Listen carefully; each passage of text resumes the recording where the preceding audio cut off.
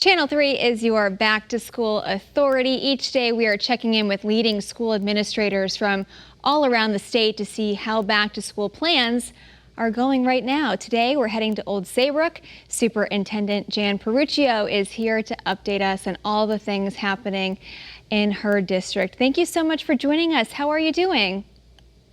We're doing well here in sunny Old Saybrook. Well, glad to hear the sun is shining because it took a little while to get there, but it's happy Friday. Thank you so much for being here with us and taking some time to chat. So I understand school starts, kids are returning the 31st, but you've been busy all summer. You had an enrichment program. So can you tell us a little bit about what was going on in Old Saybrook schools over the summer? We felt that, last year wasn't everything we hoped it would be. While our schools were open, we really felt that kids missed out on so much of the interaction piece. And so we ran an enrichment summer school that was really more camps than anything. And it gave students an opportunity to socialize, be with each other. It gave teachers an opportunity to offer programs that we haven't been able to offer up till now. Cool things like science and cooking together, STEM programs, art programs where students could sort of choose their own medium. For all ages, and we had great involvement, great dedicated teachers doing the work, and lots of new learning for both students and staff. Really proud of what we did this summer. We're taking a look at some video that you provided for us right now. It looks like the kids had an absolute blast.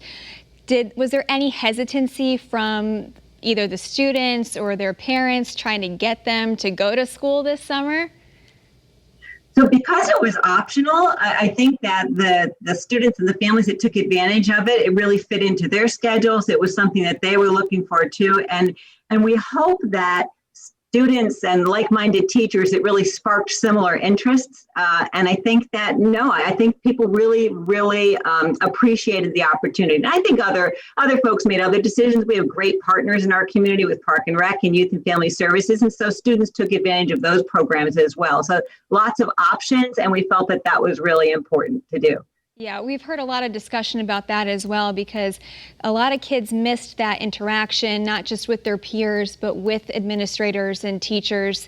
They need that interaction to kind of get their brains motivated. So do you think that this summer enrichment program helped spark that kind of learning environment for them to get them ready to head back to class on the 31st?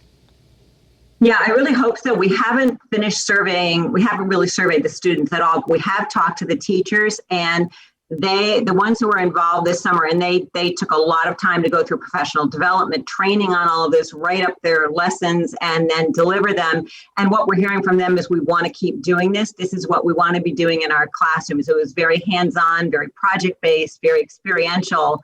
And high interest. And I think that there's a lot of excitement around that on the part of those folks who are involved. Yeah, it sounds like it was a lot of fun for everybody who was involved. Obviously, you are now gearing up, though, for that back to school, kids back in class, teachers and administrators back in the buildings. How is everybody getting ready? Well, we are taking all the necessary safety precautions that we believe we need to put in place. Fortunately, we were really successful last year and did a lot of work that we'll be able to fall back on and rely on for this year. But we are also looking at the academic programming and the importance of putting students and student learning first, and also mental health and mental well-being of both students and staff. So a lot of energy is going in those areas. And I know you were just mentioning the safety of students and faculty members as well. Anything COVID related? I know lots of things are fluid right now. That's a word that we're using a lot lately because things keep changing and changing rapidly. But anything that parents or caretakers should know before they send their kids back to the classroom?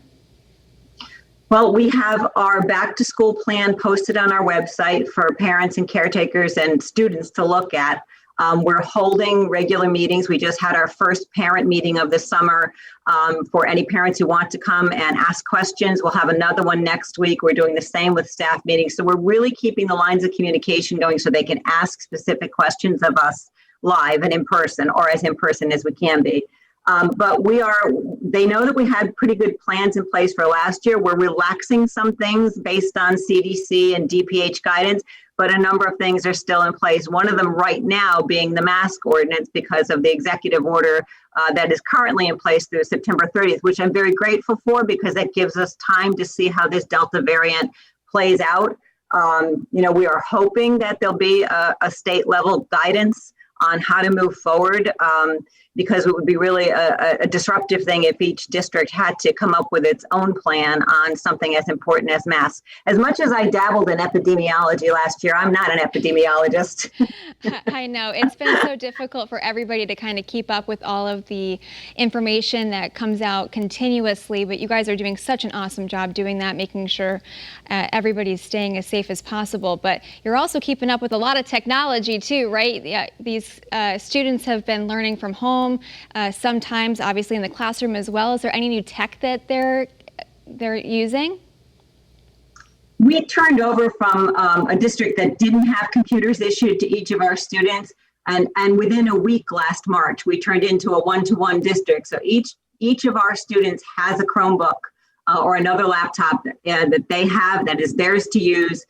So we are entering this school year in a really great place. And we also spent last year learning about new platforms and new supports in the areas of reading and mathematics. And we'll continue to use those, the ones that our teachers and students found to be really useful and successful. We will keep them in our lineup of skills and resources. Well, that's fantastic. Is there anything else that you want any of the parents or your students to know before they head back in a couple weeks?